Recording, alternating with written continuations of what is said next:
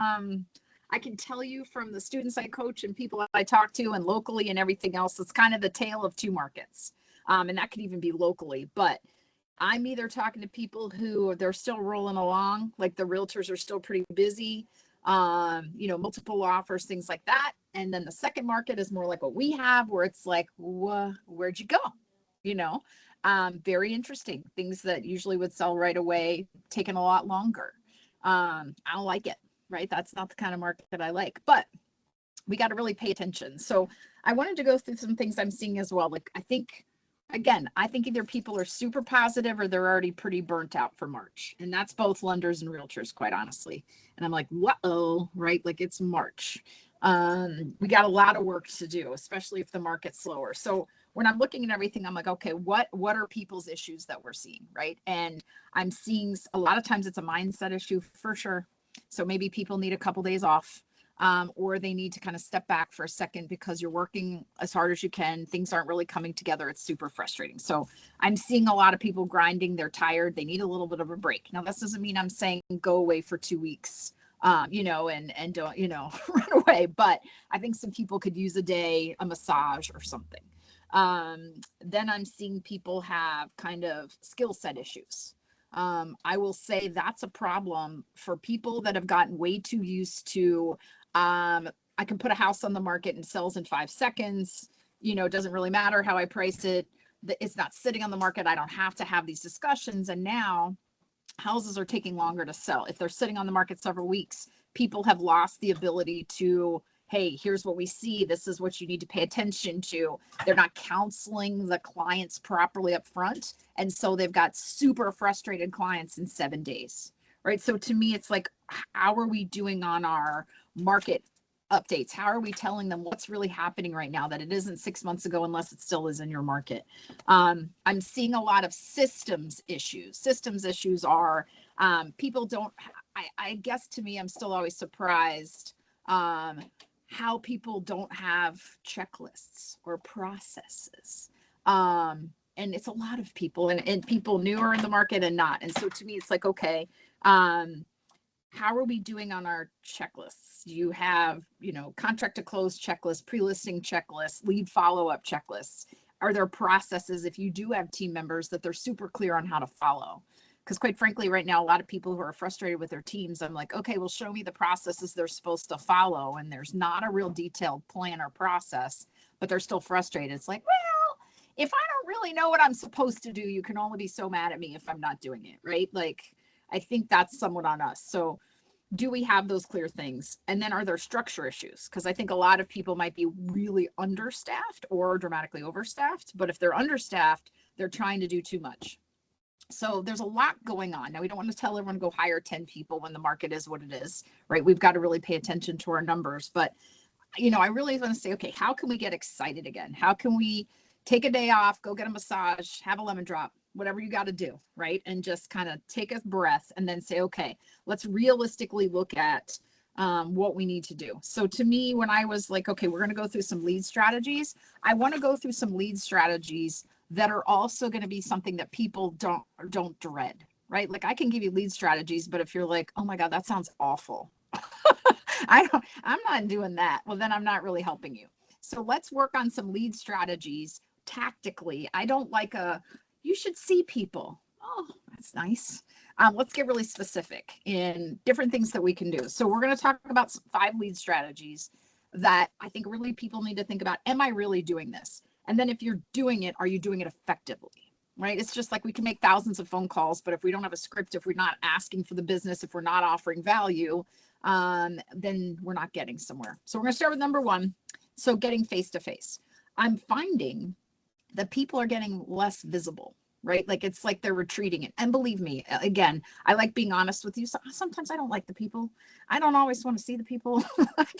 I am happy with my dogs at home, having a nice little lemon drop. I don't really need to see the people, but I have to see the people as a salesperson. So let's talk about it. I want to make it fun. I want to make it effective. So to me, it's like, look, as a realtor, I'm a full-time producing realtor, by the way. So that's what I do every day. Like I have to sell houses. That's how I pay my bills. So I think about it and I'm like, okay, I've got to be in lots of listing appointments. I have to be in a lot of buyer showing and consults. That's how I make my money. If my schedule is not full of listing appointments and buyer consults, I have to be in front of people. And I have to be in front of people on purpose effectively, right? That's our job. So if you think about it, what do people talk about? So we say you should go to the chamber. You should go where business people are. So chamber lunches, okay? Rotary, right? There are things that we need to do. We need to be in boards. Boards are shockingly easy to be on, and high quality boards look for people all the time. So to me, it's like, okay, what are you interested in? Right. So I was on the Children's Hospital board for about 7 years. I got kicked off, not because I was bad, but you can't stay forever. And I was on the Piedmont Housing Alliance, which is affordable housing in our area. And I was on both of those boards for years. Not only was it great and I was giving back to the community and I learned a lot, but I got to connect with people I would never otherwise have been in a room with easily. So I need you to think about what's something you're excited about. I've been on the SPCA board. I'm going to go on a couple other boards. I get to meet great people. I get to contribute to the community. I love doing that. And so to me, it's like, are there organizations, volunteer organizations? So I do a lot with the food bank. I'm very excited to help them and I've gotten really connected with them. So I need you to think about what's something that you're passionate about, children, pets, whatever, affordable housing, food, homelessness.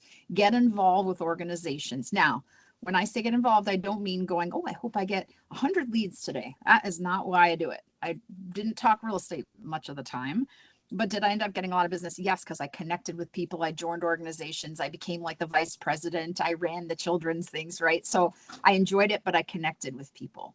So if you're not right now in organizations, on boards, doing things like that to connect with people, you really need to think about that. What would kind of excite you and bring you joy and energy? So that's one.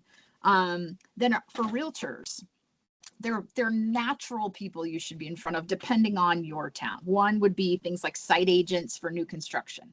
I think if you're a realtor, a lot of times in our area, at least, the site agents can only sell within their communities. So if that person, that potential buyer that comes into the community can't buy there, it's sort of like, bye-bye, right? Like, I can't help you. So how can we connect with them? They have houses to sell. They have, look, when someone's coming into a new construction and they want to build or, construct a home, they got to sell often. Well, those site agents in our area cannot sell those houses. So how can we connect with them? But then there's a lot of other stuff, right? Like you guys, coffee shops. I mean, I have realtors that I coach and know that I cannot tell you how much business they get. Now, don't drink too much caffeine, but they get a ton of business or get to meet people at a local coffee shop, or they go to Starbucks every morning. They hang out for like 45 minutes. They start connecting with people. They're visible, right? I would also tell you like hosting or being part of attending charity events, getting tables together, right? So like, I know Tracy, I can see her. So if Tracy and I are in the same town or I was visiting, we could get 10 people together and go to a charity event. That's a great way to connect with people. You can sponsor events, things like that. And then, gosh, we have a local farmers market here. We've gotten to know all the farmers. My husband's a chef. It's kind of cheating. It's very nice because I don't cook because I can't cook. So it's lovely. But we've gotten to know a lot of the farmers and the vendors, and that's been a great relationship connecting with the chefs and everything. So that's an interest of ours. I like to eat. I ain't going to cook. I can't stand it, but I love to eat. So we've gotten involved through natural channels of people that we connect with. So you're going to take a second as we're talking about this and think about what is something that you can do. And again, I'd rather it fuel you, right? So not something that you're like, ugh, that sounds awful. Don't do that. But what are some face-to-face organizations, groups, something you keep saying, I've meant to do that. And think about it. My kids are older now. So for me, nighttime now works where it didn't used to. Before I was like, nope, everything I got to do is got to be over lunch or it's in the morning. Rotaries in the morning, a lot of chamber during the day. Now I like to do, I love a lemon drop. So I do lemon drop, like, invite people for lemon drops. We'll go together and things. I do more things in the evening because it now works for me. So for you guys, depending on age of your kids, you have kids, not, doesn't matter. What's going to work in your schedule that you're going to commit to?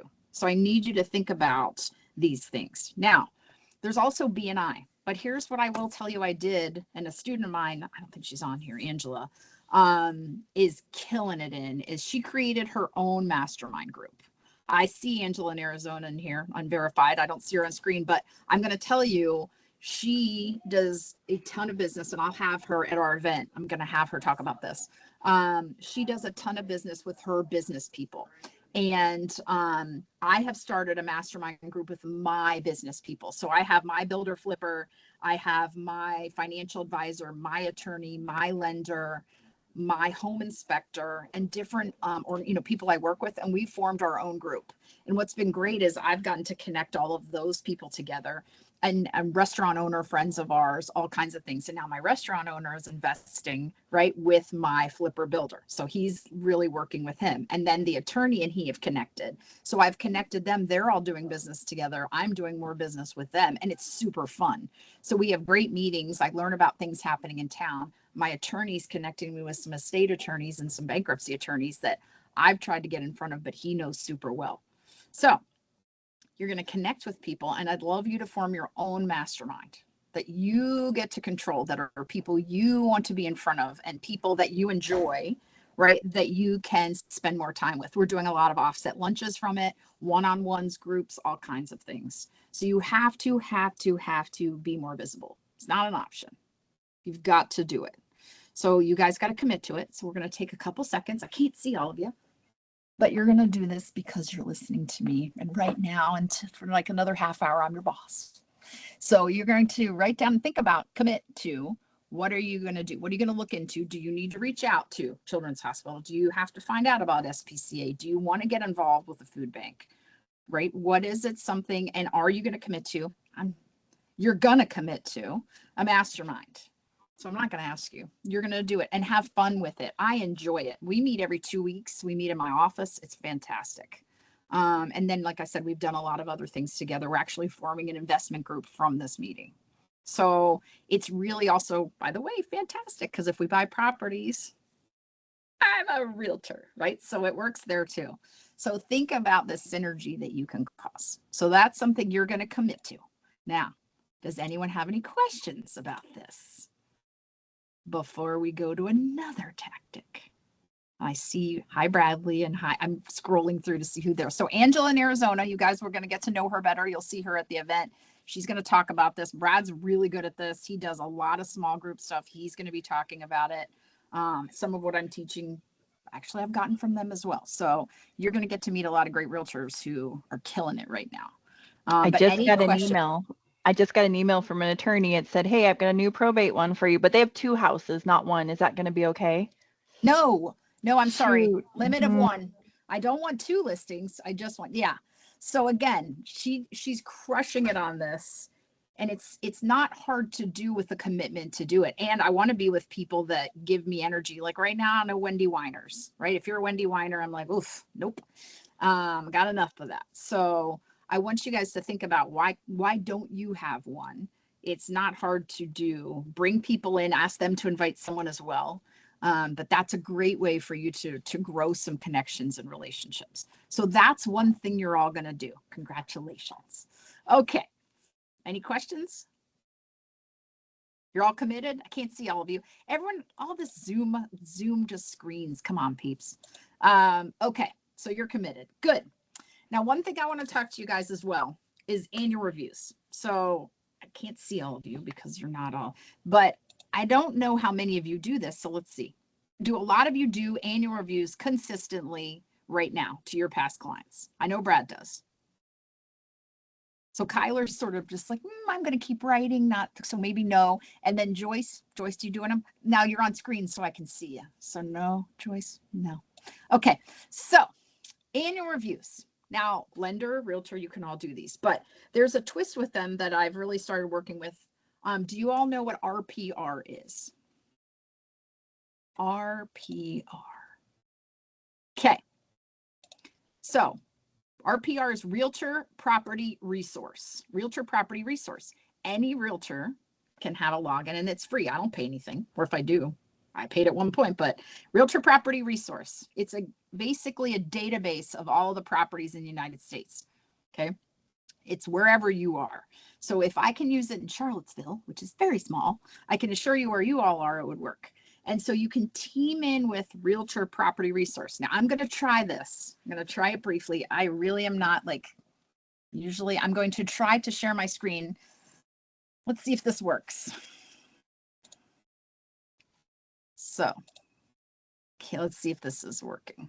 I can't tell. Hold on. Allow to share screen.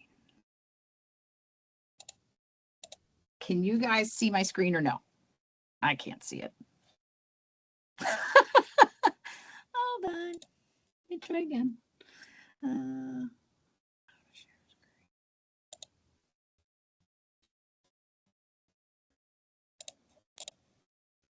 Of course not. All right, I might not have sharing capabilities. I'm still going to walk you through this. Do you need me to share it for you, Marge? Do you have it on hand? I do have it on hand. I have it on my screen. I mean, I have it as one of my tabs. How do you do it? Do you want to just email it to me real quick and I can share it for you? Let's see. I keep getting, oh, let me see if. Oh, now we see your screen, but it's all of us. All right, hold on. I don't know why. All right, let me see. Can you see this? Yes. Okay, well, it doesn't let me see it. So you guys are going to have to go with me. So I will work on coming back to you. But right now, for those of you driving, this isn't going to be as helpful. This is what RPR looks like. So this is Realtor Property Resource. And so I just want to share with you a couple simple tools, right? So I'm going to show you one I've done, but there's about 4 different things that realtors should be using this for, but I do an annual review. And the annual review is, it used to be that I would say, hey, reach out to me once a year. I'd love to connect with you. I'd love to check in and see what you need, help you with resources. Let's talk insurance. Let me help you with referrals, and let me know if you want a report on the value of your home. And what I've started doing is just giving them the report of the value of their home. And the way that's the easiest to do this is through here. So I will tell you that, for example, you can pull up a property. So this is just a property in our area that I have listed, right? So I'm just doing this as an example. You just put the address in the location search bar, right? And then you search it. And then you just go and you click CMA right here. And you just follow the process through this. And so mine is probably slow, especially since I'm talking to you guys right now, but you can go in and you click CMA and then you follow the steps here to create the CMA, right? You confirm the home facts. You can search for comps really simply. If you want to make adjustments, I will tell you for this, I don't generally unless something's really off. And then I'll create a report. And when I create a report, I've created a custom report. So my client's name for this one is Kinsley. So this is their report and it shows their house. Of course, me, look, cute little photo. And then it tells them some data, like what their closed price was, what their RVM, which is the valuation model is. It will show them what kind of market it is, days on the market, estimated property value, right? And just some graphs and some other information, right? And then it gives them activity around them, averages, and then a refined summary of the value of their home currently. So I take this report and I'll show you, take this off my screen, but I print this up. I created this. So you can just create this report. There's about 10 of them, or you can just do a custom one. I created this one. And then I put notes on it, right? And I write on the cover, I hope all is well. And on the second page, hold on, I'll go back up. On this page, I will write in what their Zestimate is here. I will write what their tax assessment is, and I'll put them a little note. Like on this one, I said, one sold here a bit bigger, nowhere near as nice. Your true value is really closer to this, in my opinion, right? So I create this report for them. It takes about 5 minutes per client. And now instead of asking them if they want a report, I have my letter that says attached is the value, personalized market valuation. Would love to connect with you, further talk about referrals you need, advice, homeowners insurance, whatever it may be. I include a questionnaire in there and send those out. So that is something that I have now done instead of just telling them they could reach out to me for the value. So that's one thing that's been super effective. One thing, as we're in RPR, I kind of wanted to show you a cheat as well. There's something kind of cool you can do in RPR, just so you guys know who need to do marketing updates or you want to do social media updates. So I just wanted to show you another thing that's kind of cool in RPR while I have it on the screen. I'm going off and then I'm going to come off the screen. So one thing I wanted to show you is if you go into RPR and you hit research and you hit residential market trends, it'll come up with this screen. And so I'm going to, it doesn't matter your area. I can put, so I'm going to put Charlottesville, Virginia. Let's see. There we go. And it's going to give me a market trend report, right, of inventory, days on the market, all of these things, new listings volume, median days, all of this information, right? So I am, when I do social media updates or when I want to call my clients, which we're going to get into calls next, I can get much more specific on their neighborhood. I can do zip codes. I can do whatever I want. But the best part of this, so I can use this data, I can screenshot it if I want, but the best part about this that everyone should be doing with RPR is if I click right here, so I've just put this location in under reports, I click create script, right? Now it's going to get me a script if I want to create a video, a social campaign, or I want to post. So watch. I'm more friendly casual than professional. So my tone is going to be friendly casual. I'm going to do it for first time home buyers. And I want it to make me a social campaign. And there we go. So I have posts and social campaigns. I would edit some of this because I'm going to make it sound like me, but I can post this how I want. So let's say I want to do a video script and I want to talk to first time home buyers. There you go. It'll give me a full visual script. So I can say, here's a chart, here's me, here's content. I can also choose to analyze the metrics, and it's going to give me data for this. So, hey, let me break down any key metrics. If I want to set a blog, if I want to send an email, if I want to do the same information for my clients. So here we go. I could go downsizing sellers, luxury sellers, buyers, etc. So I'm just telling you, for you guys that aren't using this, you need to be using RPR. So if you're a realtor, absolutely. If you're a lender, see if you can team up with your realtor, but you can get, so think about it like we're talking about getting leads, right? I talked about doing the analysis, and Rebecca, let's see, can you still see me? Can you see me now? Oops. I don't know, because I Yep, see I me can see now. you. Okay, good. I like screen sharing. Yay. But I'm happy to share the letter. Obviously, you would not use my name and my picture, but I'm happy to share the annual review letter that we send out. I'm also happy to share the checklist, which we include. And then I can share just like a sample. Like here's one that's about to go out. I write in purple pen because I love scented markers and it's purple and it's just who I am. So when I take my little notes to you, I write in purple pen. You do what you want, but it also shows this isn't typed, right? Like first it's hard to read because it's my handwriting. I have man writing, but I want you guys to see about using something like this because I will tell you the amount of response that we've gotten in terms of people wanting to meet with us has skyrocketed since I've hand delivered the report instead of asked them if they wanted a copy. So it's really easy to do. So tactics, I take all my closings. So it's March, all of my closings ever that happen in March, they all get their annual reviews in March. Come April, I get all my annual reviews for April. Those of you with assistants, you just run the same report. You print it out because you're going to mail it. Yes, you could email it. I want it mailed. Why do I want it mailed? Because they're going to look at it, right? If it's in the mail, they're going to look at it. If it's an email, they might ignore it. It might go to spam. So I want you guys to think about, we're talking about how can I impactfully get in front of my past clients, right? And give them value to connect with them. Because also, by the way, I give them the value of the home if there's any shot they were thinking of moving, or a lot of them now call me and say, hey, we are actually not going to move for a year, but we were thinking about redoing our kitchen. This is a great time to talk about it. So I'm creating future leads as well and a connection with them, which is what I want to have. So you can do these annual reviews for leads, anyone you want, business partners. I mean, I think really it's something nobody does. You could post on social that you do them. And if anyone wants an annual review, that you'd be happy to do one for them. It's not a service that most people offer. So I want you guys, any realtor on here, you better be using the RPR. Also, we're also trying to think of relevant social content. or videos that we need to do, you've got to be able to use this tool. Lenders, team up with your realtors, right? See what benefit maybe you two would have together. You guys also like to know values and everything else and days on market. Those are some relevant stats if you're talking to your borrowers. So I want you to think about your annual reviews and please commit to them for me if you're not doing them. Lenders, you can do it differently, right? Maybe it's a different valuation, but you want to check in with them about who knows. I will tell you a lot of people have credit card debt right now.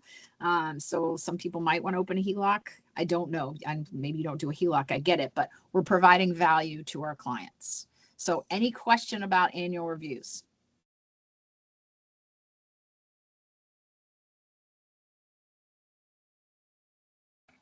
Oh, wait, hold on. I got to go to the chat. Oh, just about all the agent I've met with recently tell me they're not good at doing annual reviews. Yeah, well, I think that it's just a system. I think it's always funny when someone says I'm not good at it, but I'm like, well, you write a letter and you have item of value and then you follow up, right? And so the best is if I call them, a lot of them might say, oh, thank you so much. We don't have any questions. We do have a great plumber for you. Or thank you for the birthday cards, whatever it may be. It's still a connection, right? I think it's something you're offering of value. I think they need to be consistent with it. And then, the connection has to be genuine. So I'd love to see what they're doing that's not effective. I will say if it's just calling and leaving voicemails and expecting return calls, that's not super effective, just so you know. Now, doesn't mean that people don't appreciate it. It's the return that the meetings I said are not as effective just with a phone call. So with a report and an intro and then a phone call, I've had a lot better conversion. So just something to think about if they're not being super successful with it. Or they do it and then they do 1 month and then it's like, oh, that didn't work. Again, it's not immediate gratification return. It's, when people are talking and they say, gosh, my realtor does an annual review every year. And someone goes, what are you talking about? There's a lot of benefits to it that aren't direct contact back to you. So let's keep doing those. All right. Number 3. Yep, it's phone calls. Yay, phone calls. Why do we have to talk about phone calls? Because nobody likes to make phone calls, except I know Brad makes phone calls. I know Angela makes phone calls. A lot of my people don't make phone calls. And a lot of you guys don't make phone calls. And I can't see you, so I can't call you out personally because I just see a circle. But I know you're not making your phone calls. Now, if you are, just get on here and tell me. Bradley, I know you are. But a lot of you guys aren't. So let's talk about phone calls.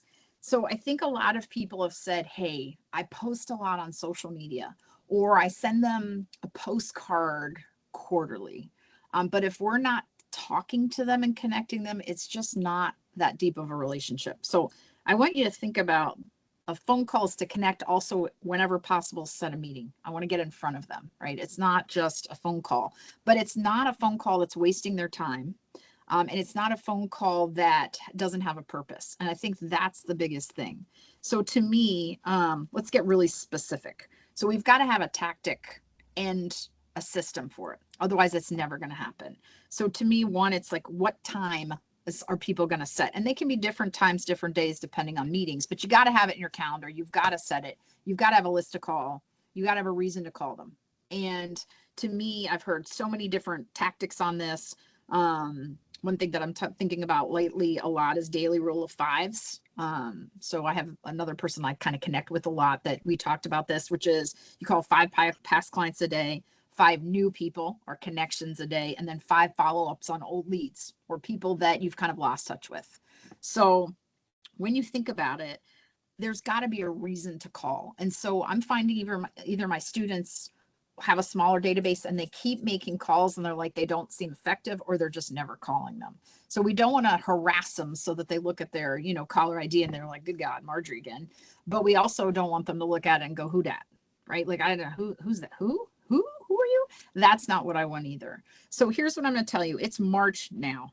So let's talk about a specific call. You could call for a million different reasons, but I will tell you there's not a friend of mine nor someone I know that is now not doing some sort of, oh, it's spring. Either they're decluttering because they got a lot of crap, or they are looking at power washing, mulching. If they're ever going to plant a flower, it's now. Right? If there's a shot, any landscaping is going to get done, or any house maintenance, it might be right now. We're all kind of coming out like bears and we need to do a lot of maintenance. So A lot of people that I'm connecting with or that are calling me want, hey, do you know where I can get some mulch? Do you have a power washer that I could use? Or no, because they're going to cause more problems than good, but a great power washer. Do you have someone that can clean up my lawn? Do you have a tree guy? So a lot of the content and calls that we're making are reaching out to people saying, hey, do you need mulch, or do you have a great person that I can get it from because my clients are asking? So people are Marie Kondoing right now. I don't know how far it'll go. Most people, it's like, it sounds like a great idea. 2 hours later, you've made a mess and you're like, I'm just going to shove it back in the closet. But what we're reaching out to them with are a couple things. One, vendors that we can refer them to get work done. And the second thing is we created a sheet of all the places where you can get rid of your stuff. So for example, the SPCA takes towels and takes sheets. It helps the community. Habitat for Humanity, I have a huge list of what they'll take. I have a list of where they can donate and give books. We have a list of where they have, if they have any sort of walkers, wheelchairs, or just any sort. I just happen to, because taking care of my dad, there's a place that will recycle and use those to people in need. It can be a million things. So I have a full list on places you can sell clothes and furniture, places you can donate them, when you can go to the landfill, how you get rid of your paint. So it's like, all right, let me help you get rid of some of your stuff, donate some of your stuff, or sell it if you want. And a lot of people are in that right now, cleaning out closets, flipping closets. So it's been very well received. In terms of, yes, I could use help with that. Or someone says, I've got this person, they're fantastic. You need to send your clients them. Great. So I can vet them. So if you're not calling your clients, if you haven't called your clients or gotten in touch with them, it's super easy to say, hey, I'm just checking in. I got a ton of people calling me about their spring decluttering. I don't have to do that because my husband gets rid of my stuff and doesn't tell me. Right? Like I come home and he's like, guess what's gone? And it's like a game. I don't really like the game. It's usually my shells. But for a lot of people, it's like they really want to do that, or in their process of doing it, they just need one more step. Or they say, God, my husband has been saying for 6 months he was going to power wash. Let me help you with that. Wife too. Let's be equal opportunity. But why can't I, and say, hey, you have clothes you want to get rid of, you can donate them here. Or Habitat, they say, I've got all of these yard tools. Habitat will take them. Really? Or I can get Circa to come pick those items up and they'll sell your furniture for you. Seriously? So I can be this resource to them, also catch up with them. Usually it's pretty funny, right? Because people are like, I haven't cleaned my closet since 1930. I'm like, let's get on that. But it's a great way now in the spring to establish a contact. And by the way, if you guys haven't talked to them for a while and you really wanted to start your birthday program, while I'm talking to them, I can say, ooh, I need your birthday, right? Or, hey, are you still working at this place, right? So I can be gathering information too, but it's not a sales call, right? Now, how many of those people though were like, I meant to call you because, my sister's going to move, and I go, yay, right? So you get a lot out of it. But for those of you or your students or realtors or lenders that haven't called people, this is a call you can make this time of year, as well as benefiting. I do have landscapers and other vendors and window washers that I can refer out and get business to as well, because people need, like, washing your windows sucks. I don't know if many of you do it, but it's awful. Like, it's pretty bad on the inside. Nobody's doing it on the outside. So if I can get a deal with a vendor, I can also call and say, hey, use my name and you'll get $200 off. Let's use those relationships and resources and benefit our other people. So right now, that is a call that no excuse you can make to reconnect with people. And I assure you, it's a great reason to call them. I'm offering a benefit, right? And then when they say, thank you so much, I love you, I can ask for, what can I ask for? Tracy, what can I ask for? I see you. A referral. Woo! Yes, which we're all bad at, me included, by the way. I can't tell you how often I'm like, thank you so much. Oh, I'm great. Oh, I love you too. I am great. I hang up the phone. I'm like, you're an idiot. So let's get in the habit of always asking for a referral, right? When we're giving something valuable. But calls, I want you to do a reconnect call. Now, if you're having an event, invite them to the event. If you have another reason to call them, pick up the phone and call them. But if you don't, this is an excuse or a reason to get on the phone. Okay. Now, from those I can see, can we commit to making some phone calls and providing some value to some people? Kyler, I can see you. You're somewhat nodding. She's like, I might commit. I'm not sure. I might hang up too. But let's commit to making some phone calls because it's fun. I promise you. If these are your past clients and you had great experiences, none of them are like, why are you calling me? If they are, take them off the list, right? But it is something that's a great way to reconnect with people. So that's something you need to do. Okay. That was 3 sources of leads. You're already going to be very busy just from that. Veronica's committed. Thank you, Veronica. Okay, number 4, open houses. Now, I'm going to be honest. I am 29 years in the business. I'm not super excited about doing an open house. I'm not very nice sometimes by Sunday because it's been a long week. But I've got friends and business partners like Bradley killing it doing these open houses. So I'm going to commit to some open houses. So let's get strategic with open houses. First of all, especially with lawsuits and requirements on signing agreements before you show houses, a lot more people out at open houses. Now, some areas, maybe not, some areas, almost everyone I talk to tells me that their open houses are extremely well attended right now. So to me, if there's unrepresented buyers or people that I can connect with, that's a great place to do it. But I still want to do it in a way that is going to be memorable and fun.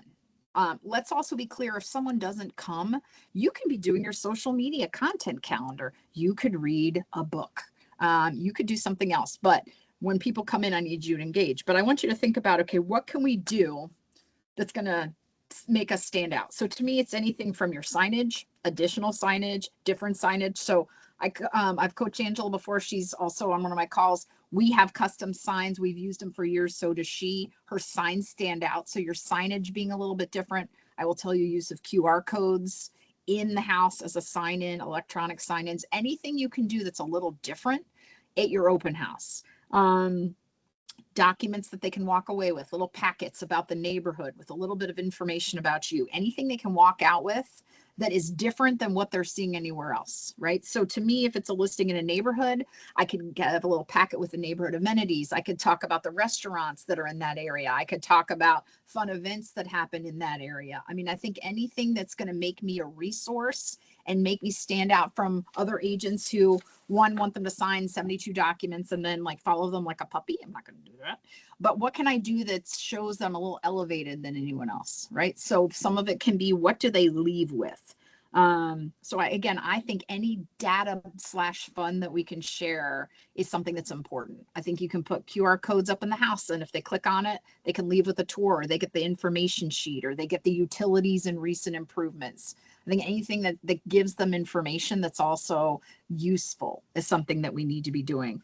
I mean, I've been talking with different people. I think some other fun things, I haven't done this yet, but it sounded kind of fun, is doing like a mini workshop, right? So whether it's a decorating tip or whatever during the open house real quick for buyers that attend, that could be kind of fun. Teaming up with someone. I love food. Especially food with sugar in it.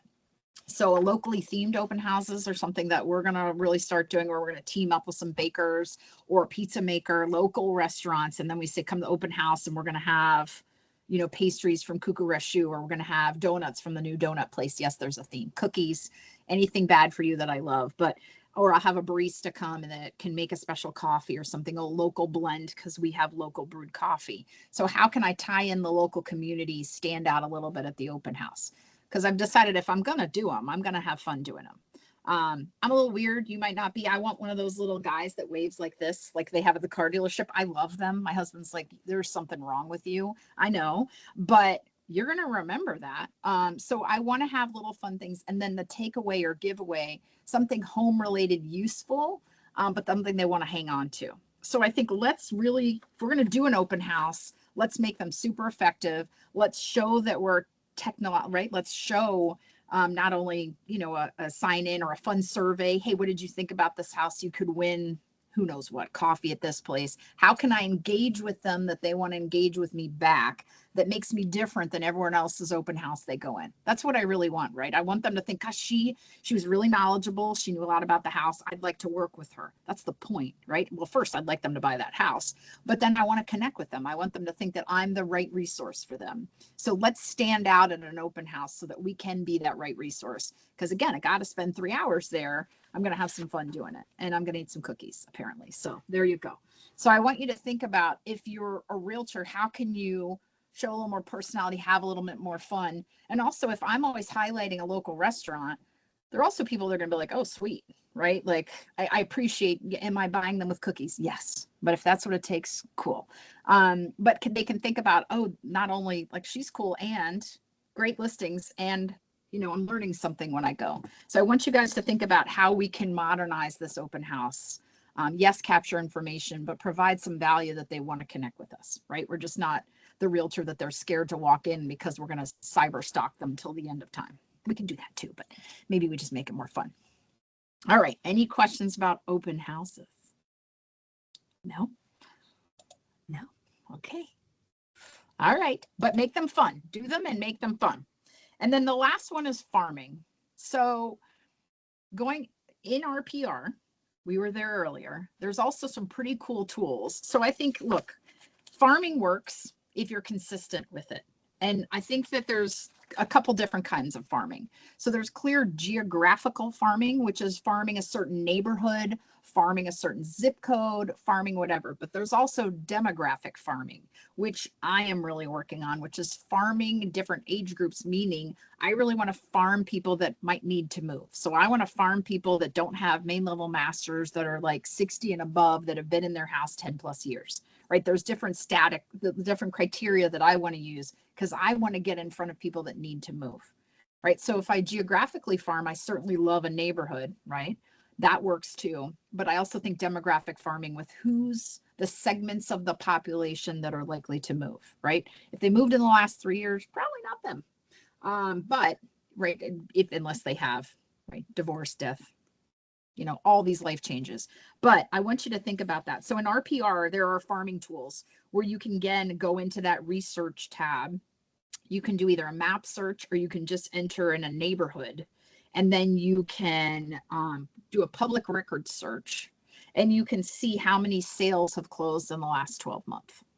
And here's why. If you're going to choose to farm geographically, there has to be enough turnover in that neighborhood, number one. Like if you pick a neighborhood and it has 100 houses and no one's moved for 5 years, that's not a great neighborhood to pick because you're going to spend a lot of money for the shot once in a while.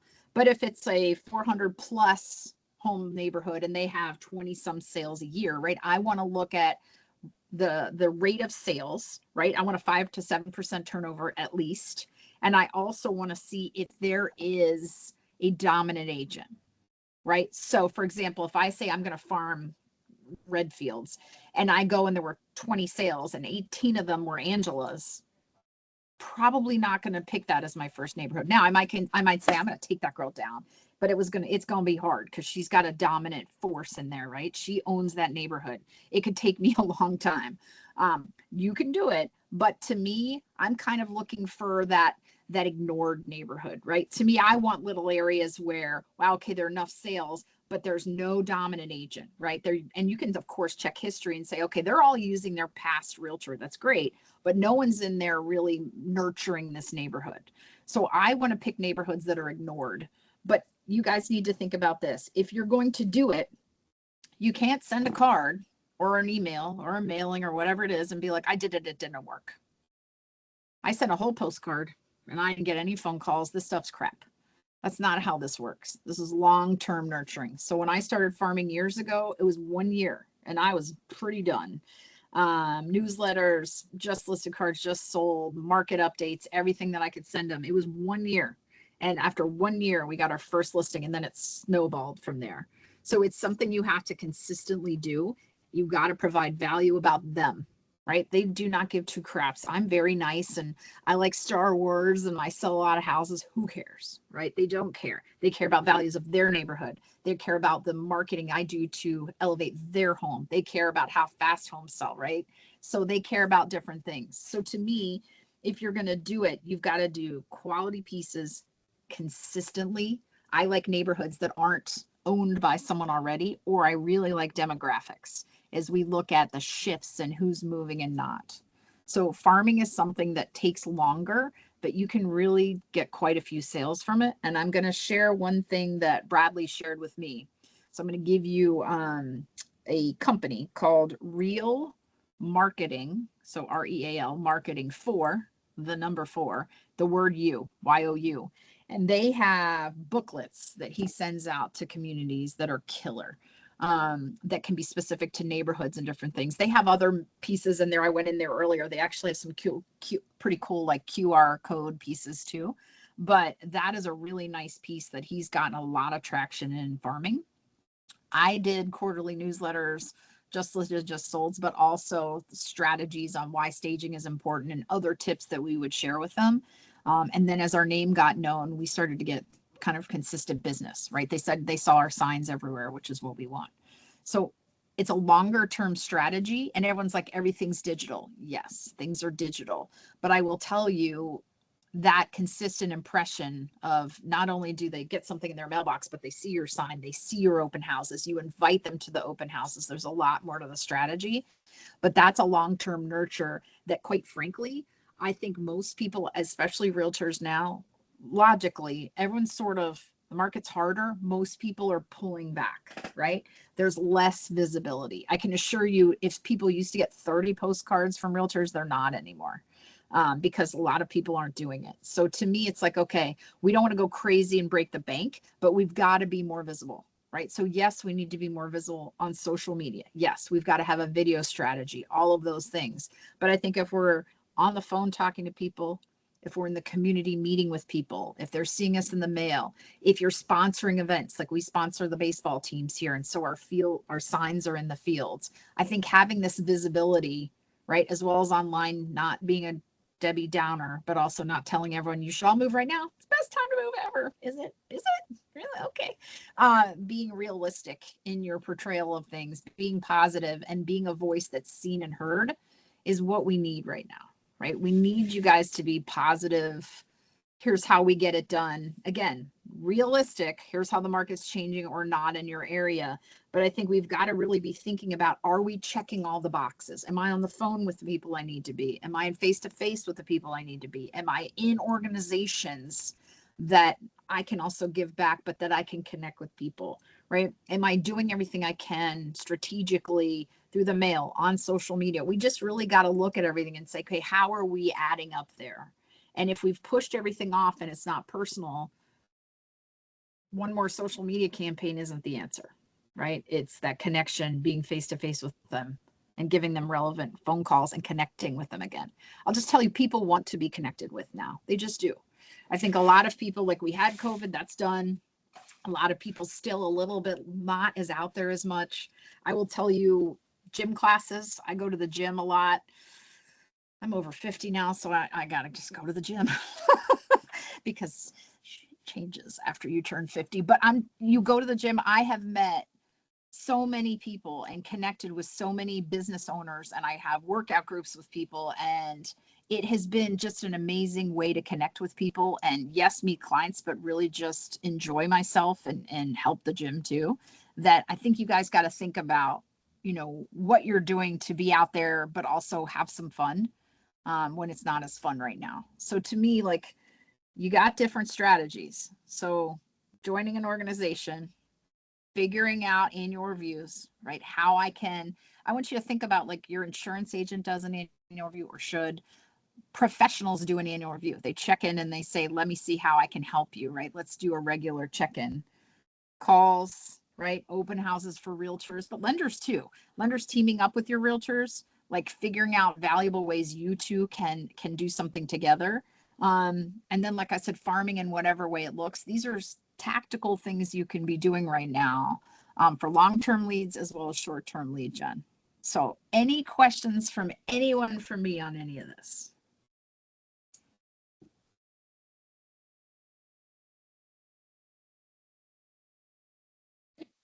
Hey, Marjorie, you might have said Yes. this earlier, and I'm sorry because I was walking to get my kids off the bus and my connection got funny.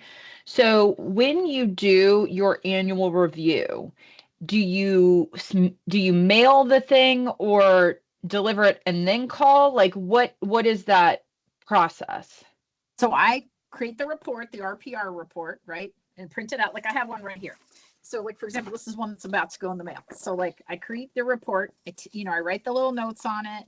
I give little feedback on value, right? I've got a 6-page report. I give them a little feedback on my thoughts on what the value is. I hope all is well, right? Whatever my notes are. it goes out with this letter, the annual review letter that says, you know, it's time for the annual review. I've enclosed the personalized market valuation along with the report. I'd love to connect with you, you know, whether it's at your house over a cup of coffee. I should add over a lemon drop because they all know I love them. You know, let's talk about what you have in mind. I've got a questionnaire because I want to jog their memory, right? Like I want them to, oh yes, we do. We have thought about buying an investment property, or I would like to know who our accountant is. I'm trying to, you know, jog some questions out of them. And then I can follow up with phone calls. So I tell them to reach out to call me. Obviously, if they directly call me, great. And if they don't, I follow up, make sure they got it, see if they want to set anything up. Do they need any recommendations? I love feeding them first because it used to be I'd call and say, do you want an annual review? And of course, you know, number one, you're in the middle of something, or, you know, you're dropping your kids off, right? You're picking your kids up and you're like, I can't talk right now. I'd rather send it to them and say, hey, did you get it? Any questions? How can I help you otherwise? So that's been the most effective way that we've done it.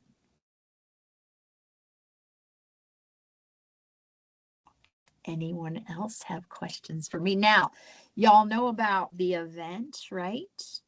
That's coming up, the next level event. It's for lenders and realtors. It's going to be in Texas. It's going to be fantastic. I'm really excited. We've got great classes that we're going to teach. We're going to be working on some AI. We're going to be working on videos. We're going to be working on tactics of things that are really working for people right now. So I'm hoping you all are coming and want to join us. Rebecca can put a link maybe in the chat if you don't have information on how to connect. Oh, hello. Sorry, I said I'll put the link in the chat. Perfect. That way you guys can learn more about it. We're gonna have great teachers, obviously connect. It's just as fun at the lunches and hanging out with everyone and really connecting with everyone, talking about their businesses, what's going well, what they're struggling with right now. But would love to see you all there. It is in the chat right now. And if, as always, if you need anything or have any questions, feel free to reach out to me or Rebecca or whoever you have got invited to today, and we'll get you more information. Really quick, I was going to ask. Yeah. I'm always invited. You know, I've been getting invited to open houses. As a lender, how can I bring value to these open houses? So to me, I think buyers are always confused. Well, realtors too, by the way. Like we know enough about loans to be dangerous. And then I'm like, I'm not going to answer this because I'm going to mess this up. But to me, I think like different scenarios of let's talk about it. Like if it's my open house, I already know if clients are willing to offer compensation, and we managed to have that happen. But I think part of it is, what are different options? Everyone thinks they got to put down 20%. So to me, it's like, here's an option of conventional 20%. This house, you could do this. Here's some things to think about. For me, it's like, what's an easy list? What's an easy list of things that people could have ready if they want to do a consultation with you? Can they have a quick, no obligation, you know, pre-qual meeting with you? Like what could be important? Like people are confused right now, right? So a cheat sheet of different things and cash to close and why you might not want to bring so much. I think any information that's something they can walk away with and go, oh, I didn't know we could just do 3.5. I'm making that up, right? But different scenarios. Ask the realtor as well who you're teaming up with, because maybe you team up with someone and, like I said, you guys say, okay, we're going to have kukurashu, right? We're going to serve kukurashu and coffee, and so, you know, it's co-sponsored by the two of us, or we co-brand this flyer. The QR code says they can connect with you, however it may be.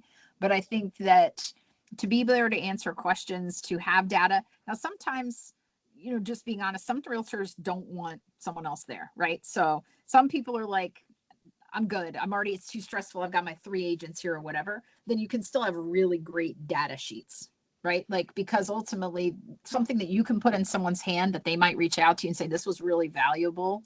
I'd love to talk to you about a pre-approval, right? So I think what's something that benefits them, that educates them, that's kind of simple, but beneficial.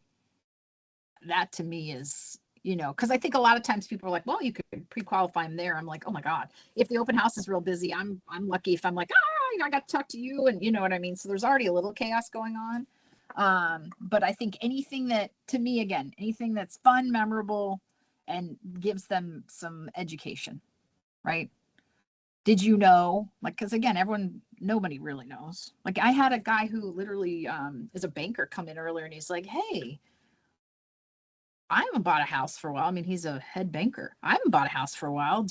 How's it work with the buyer agency now? And I'm like, seriously? Right? He's like, you should really do a little video on that. And I was like, well, I do them all the time. But yes, so the assumption, right, that everyone understands everything is incorrect. So valuable, quick bio sheets, not bio sheets, but sheets that say, here's different options you have. Did you know you could do this? And by the way, here's the 5 things you need have ready when you're going to do a pre-approval or whatever. Like, again, if I can be more prepared, I like that. But ask the realtor, right? If you're teaming up with a realtor, I think what's most valuable that I could do for you? Do you want me there? What information would you like to share? Do you need me to, again, I'm not telling you to spend money, but like if you're going to do something fun where you always have fun local, you're highlighting a local vendor, then maybe the 2 of you go into that together. Just a thought.